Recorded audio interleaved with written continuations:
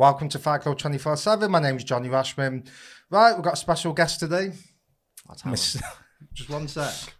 Quiet, mate. Let me introduce you properly. Sorry, go ahead. Undefeated Irish light welterweight. 10-0, should be 11-0. I think that's correct. 9-0 should be 10-0. 9-0 should be 10-0. Mr. Ryan O'Rourke. What's happening? How are you, Johnny? How you doing, mate? All good. What brings you to this part of the world? Trying away. We have a new home, hopefully. Yeah. PT Hub. That's sorting us out. But really giving us a dig out over here. When's your next fight? Toward the end of May. 13th of May. In America, is that? In Long Island, yeah. Long Island. Who are you fighting? Deshaun Jones. Decent. Good Not good enough, though. Not good enough. What's going to happen in that fight?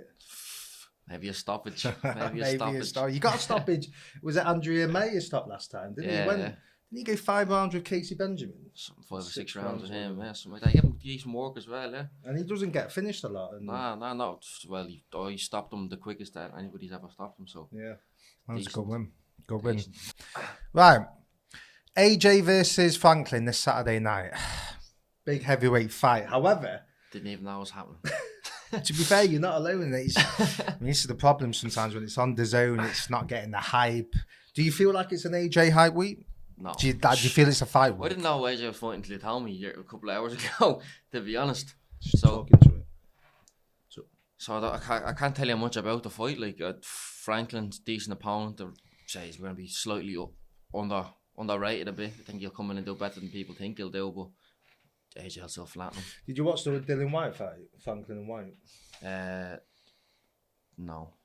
So he surprised me, Franklin, because he's got that Andy Ruiz style where he's sort of small and compact, but he's got fast hands. Like, I don't think it's the walkover that people are thinking. If AJ blitzes him, then I'll be surprised. He could do, right? But I will be surprised. I think Franklin will give him work. I think it could go to a decision. I think he's not a mug Franklin. I think he's got that style. However, he is in dispute with his promoter. He's filed a lawsuit. I mean, that's no good in the week of a fight. Filed a lawsuit against Dimitri Salita. So you don't really want that going on when you're fighting on a Saturday. So obviously things are going on in the background. But where do you put AJ in the heavyweight division? Where would you say he is now? Because a lot of people are going from the Usyk fight, where I thought the rematch he actually performed well. Like, he performed well, but Usyk is He's a different class, isn't he? So I'd probably put him third or fourth. Does he beat Wilder? I think he's a better boxer than Wilder. Yeah, same. But I still think Wilder's gonna put him on his chin eventually in the fight, and he's no Tyson Fury for climbing off the ground. I don't think so. I think he'll flatten him. So if he can navigate his way through Wilder, I think he's third best in the world. Yeah. But he's still, for me, is he the biggest name in heavyweight boxing? If you're looking at the heavyweight division now, forget ability, commercially, who's the biggest draw?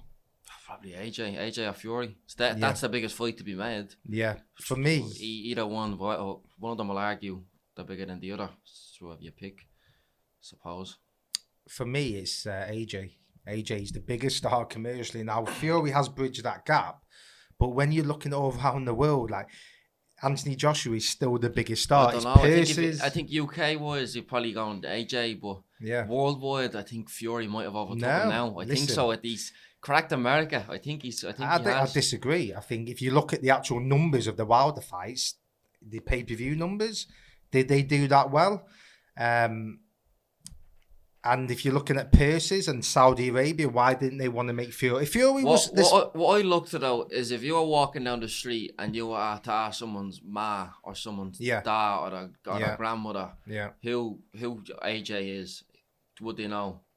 Who Tyson Fury is? I reckon someone's L1 or someone's mother or someone's grandmother or their father who doesn't support boxing would know Tyson Fury before they know. Completely disagree. They know AJ more.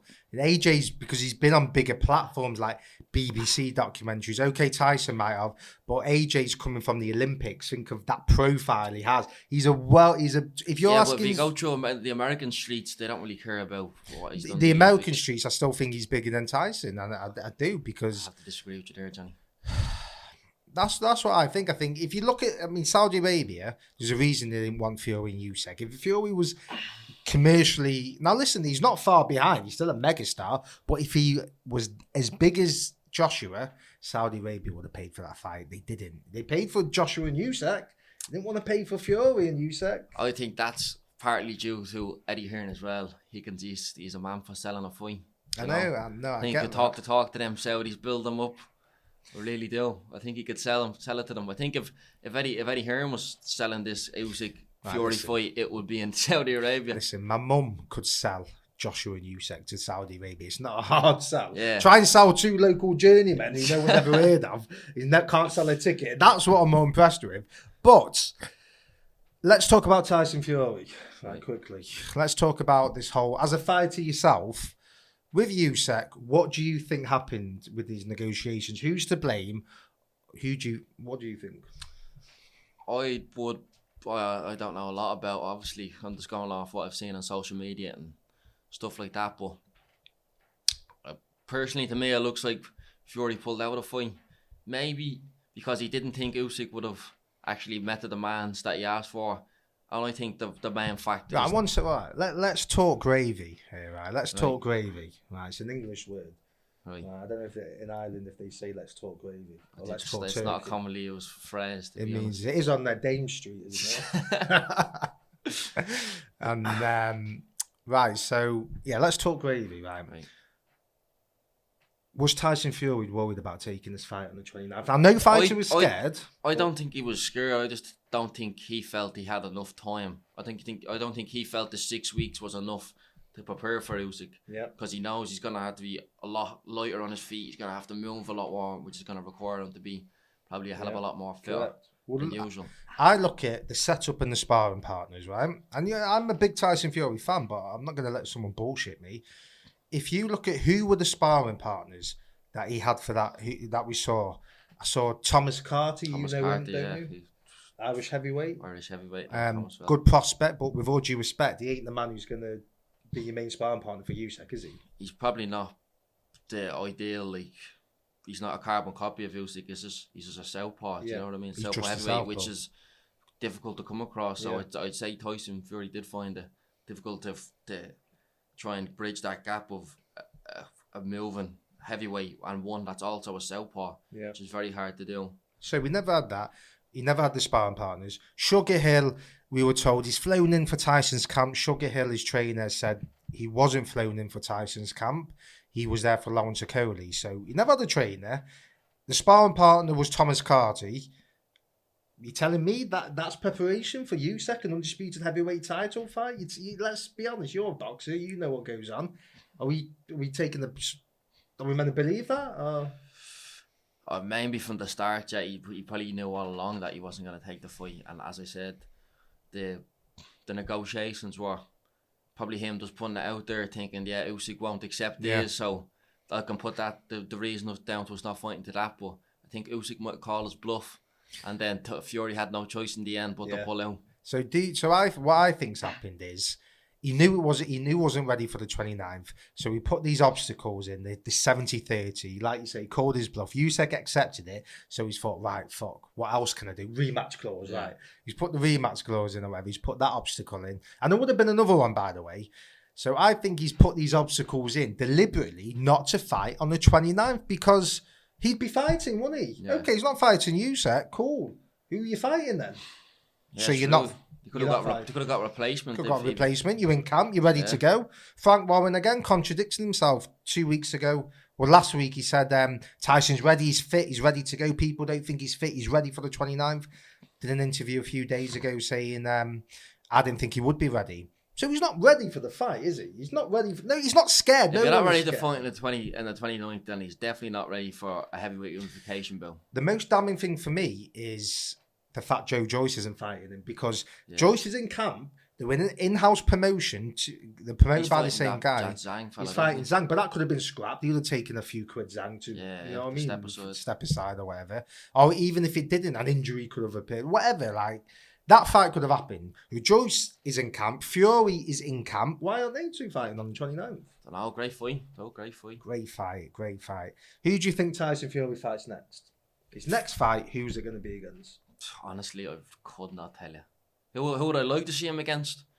would be Joe Joyce and Joshua. Yeah. Joshua fight, Joshua fight, I don't think it'll happen. What about Usyk? No one see that fast.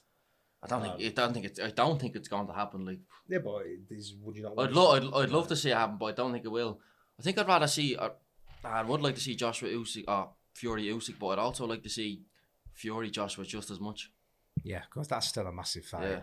I think his next opponent will be Andy Ruiz or Francis Ngannou. It wouldn't surprise me if he vacates the bout, retires, fights Ngannou, and then sees if Usyk actually becomes undisputed. If he actually has all the belts, then maybe he'll come back. Can't take a 70-30 split if he has no, but if Usyk has all the belts, though.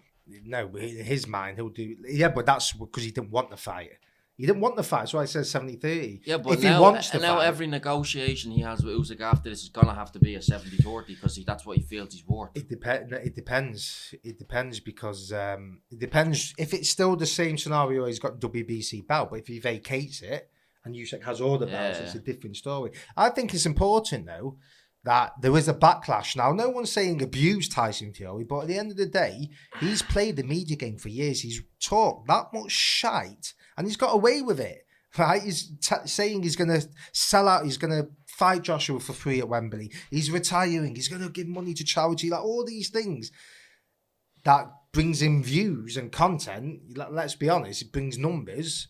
But sooner or later, you can't keep lying to people. Like, boxing fans want to see fights. They don't want to see you profit because you're saying you're going to retire. Then you're doing an after-dinner speech talking about your retirement. Then you come back. You're doing every breakfast show saying you retired. Oh, 2 months later, you're not retired. Yeah. Like, we don't want to see that from the heavyweight champion. Have a box or don't box. Like, what we can all see is very, very clear that he just wants the biggest amount of money as possible. And that's fine, right? But at least, like, do what Floyd or AJ says when they're asked.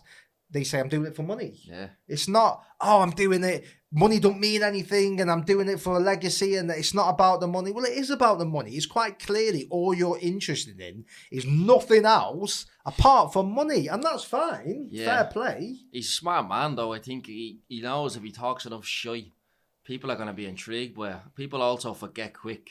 But has if he talks enough shit, it's like nobody really cared up until this point how much shit he talked. People were just intrigued by it. People were drawn in by it. He knows the fact that it doesn't matter what you do. If you can entertain the people, that's all they really care about. It doesn't matter if it's true or not. They're going to forget quick enough in today's world. People. But has he gone overboard, though? Have you, like yours? Maybe this time, this one time he has, yeah. What do you think as a fighter? Do you think there's a bit of a backlash now from fans, or do you just think it's normal? I just think it's normal. Like, they'll probably give him a bit of backlash for a couple of weeks, if even, and then. See, I disagree. They'll be straight back. I disagree. I think he's gone overboard now. I think the fact that Usyk's country is at war as well, and the disrespect he's showing him, calling him a pussy and all. This is a guy who's literally at war. Yeah. Right? Like, it's like he doesn't really wash. He calls him a foreigner. It's like, who are you calling a foreigner? Like, he's weird. It's nasty. It's just selling the fight to Fury. Yeah, but that's fine if he fights, but he's not fighting him. So, yeah, but he's also looking at it as no press is probably bad. No press is bad press. Is the way he's looking at it. He's in the social. He's in the eye of the media and the social media. But if ticket sales decline, and I thought he would have got a backlash for the Chisora fight, but we all put up with it on the premise that we'll fight Usyk next. But if he fights Shah or even Andy Ruiz, I think fans now are thinking, we're not going to pay for this. We don't want to watch this. I think people will watch Ruiz.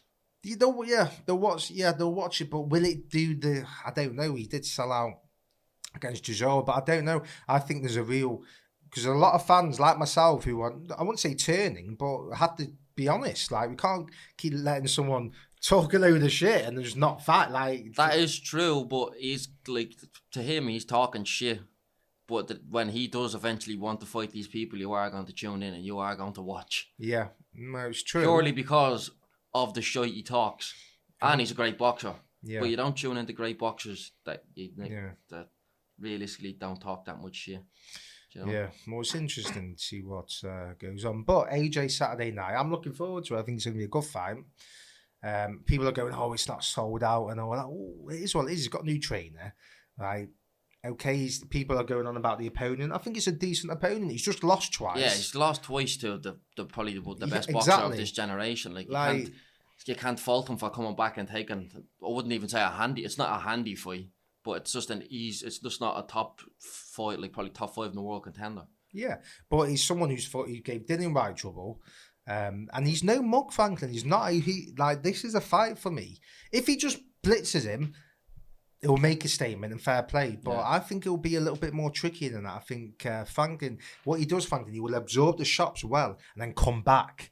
And then he'll come back. It probably is the perfect comeback fight after losing 2 on the bounce. He can get his confidence back. Yeah.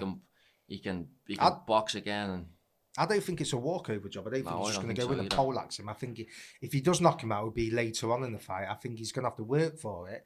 He's with a new trainer. It'd be interesting to see how Derek James implements his style with him. It's going to take a few fights for that to come to fruition. But listen, it's an AJ fight. I'll be having a cup of tea, a peanut butter sandwich. Will I be watching it? I'll watch it. Where's it on? Sky Sports Dance? DAZN, yeah. DAZN, yeah. DAZN, they have Dance, whatever it is. Sky Sports have a channel, don't they? Well, you have a dodgy box, you were telling me. So, we won't talk about that on this. You're not ordering it. Got a dodgy box, mate. Honestly. Listen, there's too much shit to be paying for in boxing these days. Every fucking week. Yeah. My God, Saturday, I had 5 events on. I had an MMA event, I had the BT show, I had the Sky show, all at fucking once. It was it's about 100 quid. Nightmare, mate. But I'm trying to watch report. I can't watch all the fights because it's just an absolute nightmare. It's a dodgy box. I've got one. No, not really. Right, tell me before we wrap it up. So next fight, as we say, what date? May 13th. May 13th in New York. Star Boxing promotion. Star Boxing, good promotional outlet. Have the likes of Carlos Takim, Joe Smith Jr. So they're trying to they are building you, and you're at a stage now where you get this. What 10-0 is this? Yeah. This will be. Yeah. So you'll be 10. Should be 11. This will be the 10th. Then what's after that now? So that's 11-0. So now we're looking. What, like welterweight? So you want to be super lightweight? I'm looking for titles at this point now. Trying to get yourself a good rank, put yourself in the round, like probably any sort of title. To be honest, I just want to establish a name for myself. To be honest, so like after the next few fights, I'll be looking to break into the decent leagues, like up there with the decent people. Looking to push on now. Yeah, because I've always said you are talent. You've gone about it the right way. You've gone on small hall shows. You fought in Belgium, Poland. You fought in COVID in front of no people. You're fighting in America. You go into people's backyards. So you're getting that experience, right? Okay, your profile needs to be better, which you know that yourself. Yeah. But it will to get on the big shows. But it will happen. But the most important thing is you're 10-0. Well, you should be 10-0, 9-0 on Boxrec, undefeated. But you want to be sparring these good names and the likes of Dalton Smith and all. Then they're around your way. You want a bit of that, don't you? That's why I'm in Manchester now. That's why we're trying to switch over now. We're trying to get over to Manchester as much as possible. Shout out to PT Hub. They're really getting behind us with this. They're really putting a lot of effort into us. So you've got a base. Yeah, we have a base now. In the PT Hub. So we should be over as much as possible. Just getting the good work in, sparring, all the. So in regards to sparring partners, like, because obviously I see you spar all the time, but to people watching this, why would you come to Manchester to spar? Like, what's the reason for that? Why not just stay in Ireland? Well, I don't know if many people know, but the Irish pro boxing scene isn't exactly the biggest one. So because that's the manifestation of all the problems with politics with professional boxing. In Ireland. So a lot of boxers have to move country.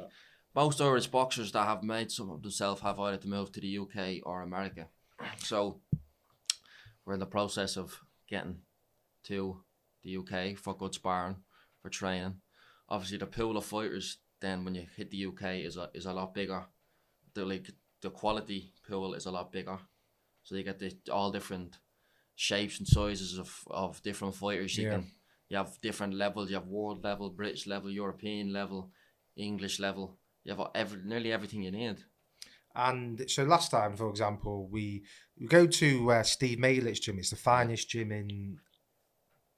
Well, it's actually called the finest boxing gym, and it's in Anco. He's such a great guy, Steve Malick. Yeah, but when you were there, Campbell Hatton was there, Lewis Ritson. He did a few rounds with Lewis Ritson.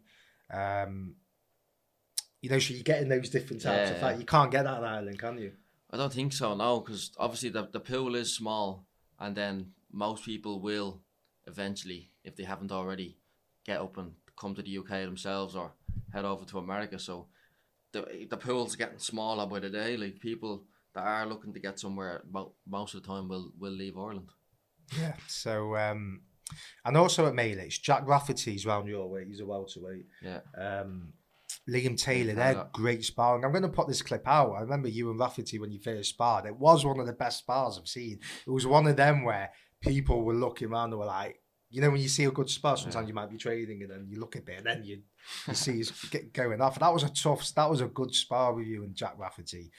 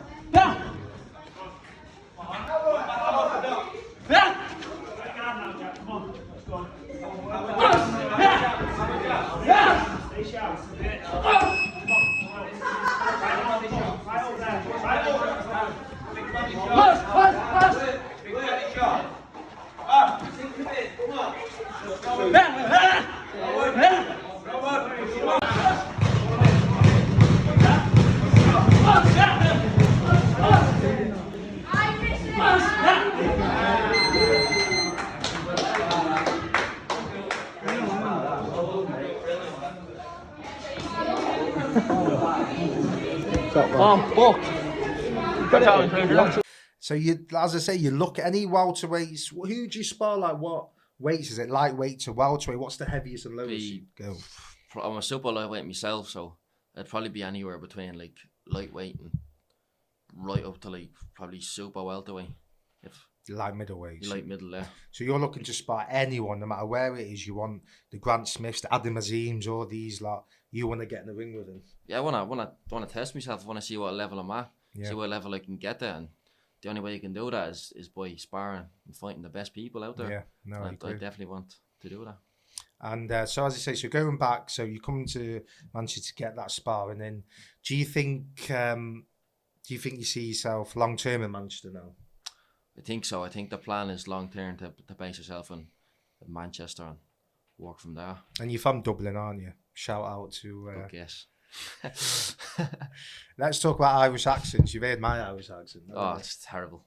You've heard that? It's terrible. It's terrible. It's a bad old. It's probably the worst or the Dublin accent you'll ever hear in your life. You try it. I'll try it. It's like Dracula.